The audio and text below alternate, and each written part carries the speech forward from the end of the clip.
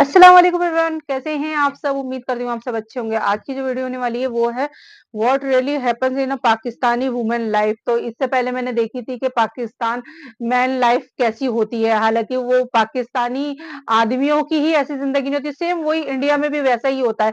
तो चलिए बिना देरी किए देखते हैं कि कैसी होने वाली है पाकिस्तान की औरतों की लाइफ।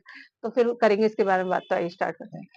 दोस्तों, इस वीडियो में हम डिस्कस करेंगे औरत जात की जिंदगी, उसके जन्मदिन से लेके उसके मरण दिन तक उसके साथ क्या क्या होता है, उसकी पूरी लाइफ का साइकिल क्या होता है। लड़की जैसे ही पैदा होती है, खास तौर पर उसकी माँ जब उसको हाथों में पकड़ती है, उसके दिमाग में कैलकुलेशन शुरू हो जाती है। हो इसकी शादी के लिए गोल्ड कितना बनवाना पड़ेगा, गोल्ड तोला के चल रहे देख लो, हॉल अच्छा करना पड़ेगा। देसी घरों में जो बच्चियां पैदा हो रही है, आप नोट करना, वो बिल्कुल जब इन्फेंट वाली एज होती है ना, बहुत ज्यादा रो रही है।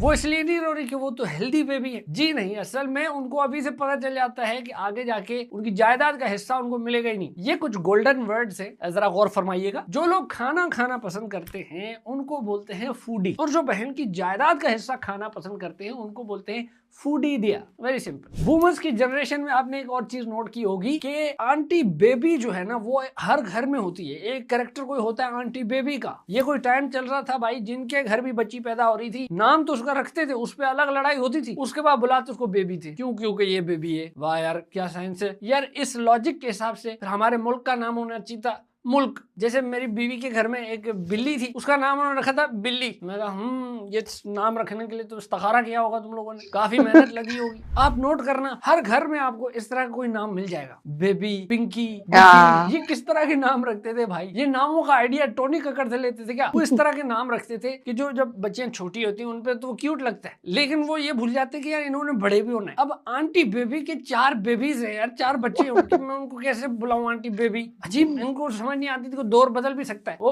आंटी पिंकी पिंक रही ही नहीं है भाई, हेमोग्लोबिन की कमी चल रही है, उनको पेल सी पड़ चुकी है, आंटी येलोई बन चुकी है, आंटी येलोई। आयरन डेफिशिएंसी हो चुकी है, बेचारी की उम्र हो चुकी है, आंटी जर्दी बन चुकी है, जर्द हो चुकी है वो, she is not Pinky anymore. अच्छा, बच्चियां जैसे भी थोड़ी सी बड़ी होती हैं तो उन पे पहली रिस्ट्रिक्शन ये लगाई जाती है कि एक सेकंड, अब तुमने लड़कों के साथ नहीं खेलना। असल में यार डर होता है कि उनको ये जो ना ऑपोजिट जेंडर है, ये आपस में पिशी के मैकेनिज्म पे बात करने लग जाएंगे। ये क्या है, ये तुम्हारे पास तो ये है ही नहीं। अच्छा भाई, अब ये जो घर होता है, घर का मतलब होता है एक ऐसी जगह जो बहुत कोजी हो आपके लिए। आप घर में घुसो तो वो आपको ऐसे गले लगा दे, रिलैक्स हो जाओ। लेकिन लड़कियों के लिए घर में रिलैक्स करने की कोई जगह नहीं होती भाई। अगर वो सोफे पे कोई रिलैक्स करके बैठी हुई है, उसको ये कहा जाता है ढंग से बैठो। अरे भाई, क्यों नाथ कंपटीशन चल रहा है? क्यों? घर है, सोफा है। कुछ लोग तो बचपन में साइकिल नहीं चलाने देते, ये ज्यादा उछल कूद नहीं करो, ऐसे छटक के बैठो, ये सब कर रहे हैं। मीनवाइल दुनिया में यूथ ओलंपिक गेम्स चल रही है भाई। अच्छा भाई, अब जैसे लड़के को ऐसे हार्ड ट्रेनिंग दी जाती है, उसको कमांडो बनाया जाता है ना, लड़की की ट्रेनिंग उससे बिल्कुल उलट की जाती है। उसको शरीफ,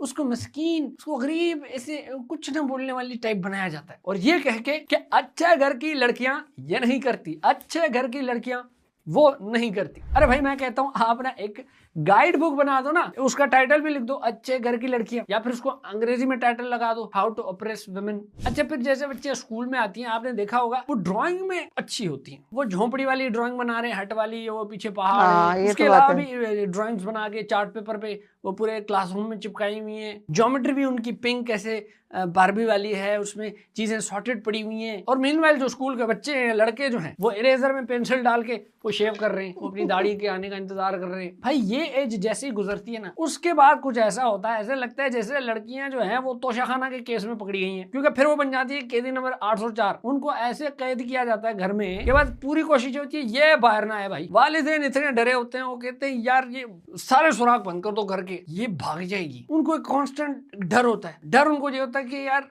हो सकता है कि रात के 3 बजे इसका कोई बॉयफ्रेंड आ जाए 125 पकड़ के, किसी दोस्त की छुछोरा किस्म का। फिर ये जो है ना, ये वो बालकनी से छलांग मार के अम्मी के गहने पकड़ के, 2-4 जोड़े पकड़ के ये उसके साथ भाग जाएगी, क्योंकि ये निभा निभी वाला टाइम होता है, आपको पता ही है, सर्फ खाने वाला टाइम। तो इसलिए अम्मा जो है या तो फोन देती ही नहीं है, या फिर पासवर्ड वो कहती है हमें पता हो भाई, पासवर्ड आपका पता होना चाहिए हमें। इस दौर में उसके साथ काफी हैवी सीन होता है। ऐसा होता है कि वो अगर कहे कि अच्छा सुने, मैं क्या सोची थी कि मैं सांस ले लूं, तो घर से जवाब आएगा क्यों, क्या जरूरत है अपने हस्बैंड के साथ लेना ना सांस, अभी क्यों ले रही हो? वो जो करना चाहे उसको ये बताया जाता है कि अभी नहीं कर रही है, ये सही टाइम ही नहीं अपने हस्बैंड के साथ करना। ये वही टाइम है जब बोला जाता है कि इसके पर निकल रहे हैं, इसका पूरा मतलब क्या है? पर निकल रहे हैं यानी पर काट दो। क्रश हर ड्रीम्स, उसको ट्रैवल करने का शौक है। हस्बैंड के साथ करना ना, मतलब स्कूल के साथ जा रही है, कॉलेज के साथ सब जा रहे हैं, नहीं, तुम हस्बैंड के साथ जाना। और हस्बैंड फिर उसको ऐसा मिलेगा कि वो अपनी कुर्सी से लेके फ्रिज तक ट्रैवल नहीं करेगा, वो भी किसी घर की किसी न किसी खातून को बोल देगा कि पानी चाहिए, पानी तो ला दो। तो फिर भाई यूनिवर्सिटी का टाइम आ जाता है लड़कियों के लिए। अब वो खैर डिग्री तो बहुत लाजमी है ना भाई, डिग्री के बगैर तो क्या मतलब रिश्ता ही नहीं आएगा। तो अच्छे रिश्ते के लिए तो डिग्री चाहिए। अरे कोई जॉब बिजनेस इंडिपेंडेंट बनाने के लिए नहीं चाहिए होती डिग्री भाई। ये जो टाइम होता है ना उनके लिए शादी अलार्म बज रहा होता है, टिंग टिंग टिंग टिंग टिंग। तो वो कहते हैं इसका स्कोर बढ़ाओ भाई, इसमें वो ऐड करो, वो डिग्री ऐड करो ताकि रिश्ता अच्छा आ जाए। क्योंकि लड़की जैसे ही जवान होती है ना, वो आसपास की सारी आंटियों को खास तौर पर आंखों में चुभने लग जाती है, उनसे बर्दाश्त नहीं होता। वो कहती है इसका रिश्ता कब कराओगे, ये क्यों बैठी हुई है सुकून से, ये उसको देखो बड़ी हो गई है, इस उम्र में तो हम डोमेस्टिक वायलेंस रहते थे माशाल्लाह से। फिर ये बात तुमने बहुत दफा की है कि उसके करियर का ऑप्शन तो कोई ऑप्शन एक ही होता है, उसके एमसीक्यू में एक ही ए होता है और वो होता है डॉक्टर बनना। और वो भी आपको पता है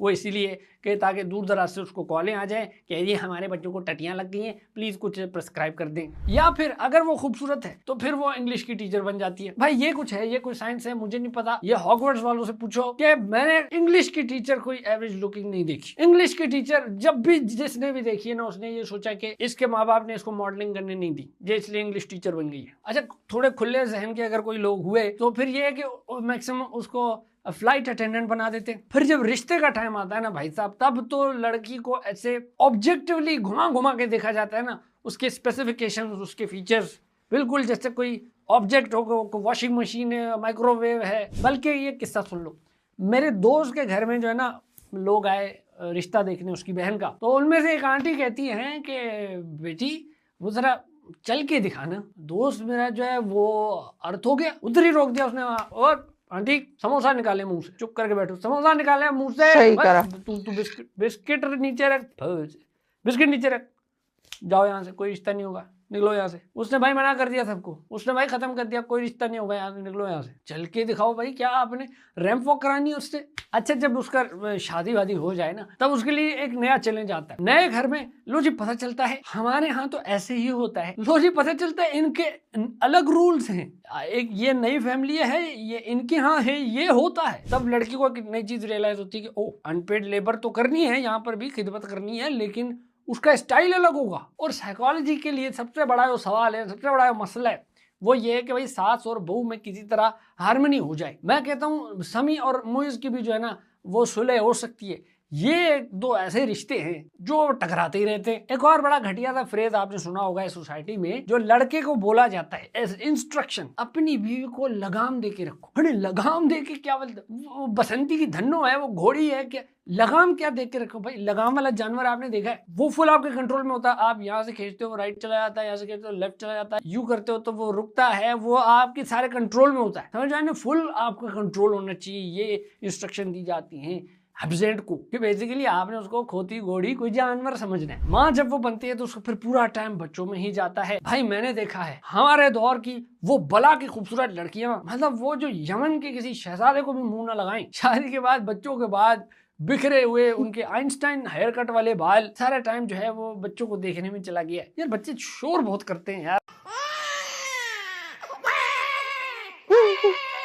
मैं सोचता हूँ यार कुछ ऐसा हो ना कि ये पैदा हो छोटे लेकिन दिमागी तौर पे ये बालिग हो। मतलब ऐसे बच्चा जैसे ही आए वो कहे भाई ये टीवी लगाने सुना है ईरान पे हमला कर रहे हैं, क्या सीन है? सीधा यार वो बाहर है तो आप उससे कोई पॉलिटिक्स की बात कर सको। समय किसी का इंतजार नहीं करता, जो चला गया वो कभी वापस नहीं आता। अच्छा जी, मिड लाइफ जब आती है, जब मसले शुरू हो जाते हैं हेल्थ से रिलेटेड, तब जब डॉक्टर अम्मा को बोलते हैं ना कि देखिए आपको रेस्ट की जरूरत है, मुझे लगता है तब अम्मा ने ये सुना होता है कि आपको छत से उल्टा लटक के फर्श पर झाड़ू देने की जरूरत है, आपको जिम्नास्टिक्स करने की जरूरत है, पार्कोरिंग करने की जरूरत है, आपको जिम्नास्टिक्स करें, अपने बचपन का ख्वाब पूरा करें। क्योंकि मैंने यही देखा डॉक्टर जब बोलते हैं रेस्ट करो, अम्मा रेस्ट नहीं करती, वो सब कुछ करने लग जाएंगी। अच्छा फिर लोग जो हैं वो इस बात पे फख्र करेंगे कि हमारी अम्मा ने तो हमारे लिए सब कुछ किया है। अरे ये आप अंदर का सिस्टम देखो ना, फिर क्यों उसने अपने आप को खत्म कर दिया है आपके लिए? वो इस सिस्टम में पिस रही है, वो उस पर फख्र कर रहे हैं, आप क्यों काम कर रही है भाई? वो बीमार है तो क्या जरूरत पड़ गई है? अब आयरनी ये है कि जैसे ही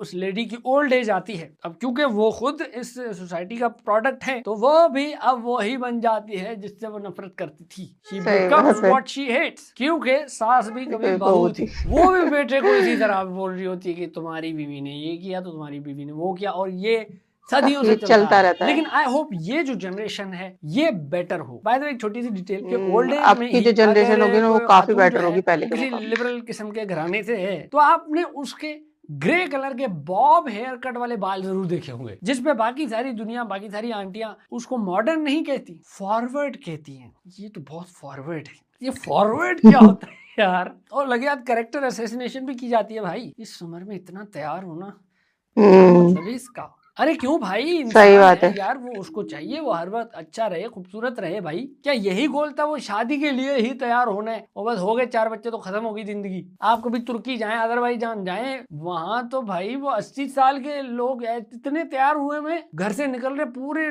टिप टॉप बन के। यहाँ अंकल कोई निकलेंगे घर से ऐसे बनियान खुजाते हुए, मिसवाक करते हुए गली में। अच्छा, फिर जब वो दादी या नानी बन जाती है तो फिर एक संदूक हमेशा अपने साथ रखती है जहां पे उनकी सारी यादें होती हैं, और संदूक भी ऐसी कि जिसपे कार्विंग्स हुई हो, डिटेलिंग हुई हो। और यही खूबसूरती की बात है भाई। मुझे आजकल के मॉडर्न डिजाइन ना वो जहर लग रहे हैं, उनमें जान ही नहीं है, लाइफलेस है। आजकल का आर्किटेक्चर देखिए आप, पुराने जमाने की आप गाड़ियां देखें यार, और ये टेस्ला ट्रक देखें, ये क्या है, ये कौन सा डब्बा है भाई, ये तो हमारे इधर मिस्त्री बना देगा। तो जो डिटेलिंग होती थी वो सारी खत्म हो, सबके सिंपल चाहिए, सिंपल चाहिए। खैर टॉपिक से हट रहे हैं, वापस आ जाते हैं दादी नानी की संदूक पे। उस संदूक में यादें होती हैं, तस्वीरें होती हैं, और साथ में पैसे भी पड़े होते हैं। तो जब बच्चे उनसे पैसे वैसे मांगने जाते हैं तो भाई साहब वो पूरा यानी वॉल्ट खोल के full James Bond scene, level 1 2 3 4 पार करके वो ऐसे गोल गोल से बंधे हुए पैसे जो है ना वो बच्चे को पकड़ाती, ये लो बेटा। But this is all very cute, है ना। और फिर आखिरकार वो टाइम आता है जब वो इस दुनिया से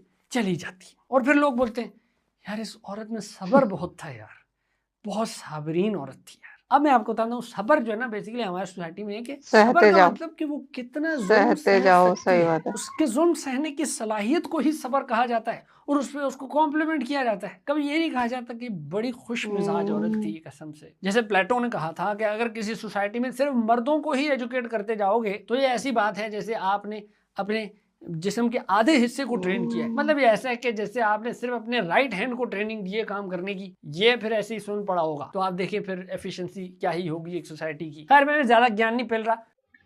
तो ये थी वीडियो और बहुत अच्छी लगी मुझे आज की वीडियो। इनकी इनकी वैसे सारी ही वीडियो बहुत अच्छी होती हैं। देखा जाए तो मज़ाक-मज़ाक में ये ज़िंदगी की एक सच्चाई इन्होंने बता दी। और औरत की ज़िंदगी वाक़ई ऐसी ही होती है, चाहे वो इंडिया ही नहीं, पाकिस्तान ही नहीं, इंडिया की सबकी एक जैसी ही होती है औरतों की ज़िंदगी। कि वही है कि बच्ची लड़की पैदा होती है और माँ-बाप को टेंशन हो जाती है बच्ची के लिए, और कहीं-कहीं तो ऐसा भी देखा जाता है कि बच्ची को बोझ समझा जाता है। बहुत सी जगहों पे गाँव में तो बच्चियों को मार भी दिया जाता है कि भाई दहेज देना पड़ेगा, ये है बच्ची को जब बहुत उनको बोझ लगती है ना? फिर वो धीरे-धीरे करके लड़की बड़ी होती है। वो बड़ी होने के बाद उसका कहीं आना-जाना रोक दिया जाता है, मतलब उसको ज़्यादातर घर में ही रखा जाता है कि भाई यहाँ नहीं जाओ। 10 तरीके की रोक-टोक होती है एक लड़की पे। उससे लड़की के दिमाग में बस ये डाला जाता है कि भाई तुम ये हर जगह अपने हस्बैंड के साथ जाना, कहीं पे भी जाना तुम्हें बाद में शादी के बाद करना है ये चीज़, या कहीं घूमने जाना है तो अपने हस्बैंड के साथ जाना है ना? फिर आ गई भाई, फिर शादी हो गई फाइनली। फिर हस्बैंड है, अब हस्बैंड पता नहीं कैसा मिल जाए, अच्छा मिले तो ज़िंदगी अच्छी है, अगर हस्बैंड अच्छा ना हो तो फिर लड़की की ज़िंदगी तो खराब ही है, ज़ाहिर-सी बात है। और हस्बैंड कुछ ऐसे होते हैं जिनको ज़्यादा कहीं आने-जाने का शौक नहीं होता, तो लड़की का फिर एक तरीके से वो भी शौक मर गया, है ना? और फिर सास सास अगर अच्छी मिल जाए तो ज़िंदगी अच्छी है, अगर सास बुरी मिल गई तो ज़िंदगी नर्क हो जाती है, बेकार हो जाती है एक तरीके से। अगर वो लड़की मतलब उसपे कुछ भी होता रहे, अगर वो कुछ ना बोले तो वो लड़की ठीक है, अगर वो थोड़ा भी कुछ भी बोले, इतना-सा भी बोले, तो फिर वो लड़की बहुत ज़्यादा बुरी बन जाती है। उसे बुरा बना दिया जाता है। और फिर उसके बाद वही है फाइनली फिर वो धीरे-धीरे बच्चों में गिर जाती है। बच्चों को देखने में लगाती है, उसको अपना ध्यान नहीं रहता, फिर वो दुःख-तकलीफ़ें हैं, वो अपनी दुःख-तकलीफ़ें देखती नहीं है। बच्चों में रह जाती है, परिवार में रह जाती है ना? फिर उसके बाद वही है, उम्र ढल जाती है, उसके जो शौक होते हैं उनने वो करे ही नहीं होते। जो एक वो करना चाहती थी, अगर पहले जो माँ-बाप ने नहीं कराई, वो भी उसके शौक सारे खत्म, फिर द एंड एक दिन वो मर जाती है, दुनिया से चली जाती है, फिर लोग कहते हैं कि हाँ, वो बहुत अच्छी थी तो बहुत उन्होंने सब्र किया, या जो अच्छी औरत थी, ये थी, वो थी। फिर क्या फ़ायदा ज़िंदगी में, तो उस औरत के साथ किसी ने अच्छा बिहेव नहीं किया, उसे बुरा समझा और अब वो मर गई, तो ये वाली बातें हो रही हैं। तो चलिए, आज की बातें बहुत ज़्यादा हो गई हैं, तो आप लोग बताना आपको आज की मेरी वीडियो कैसी लगी? तो चलिए मिलते हैं नेक्स्ट वीडियो में। अल्लाह हाफ़िज़।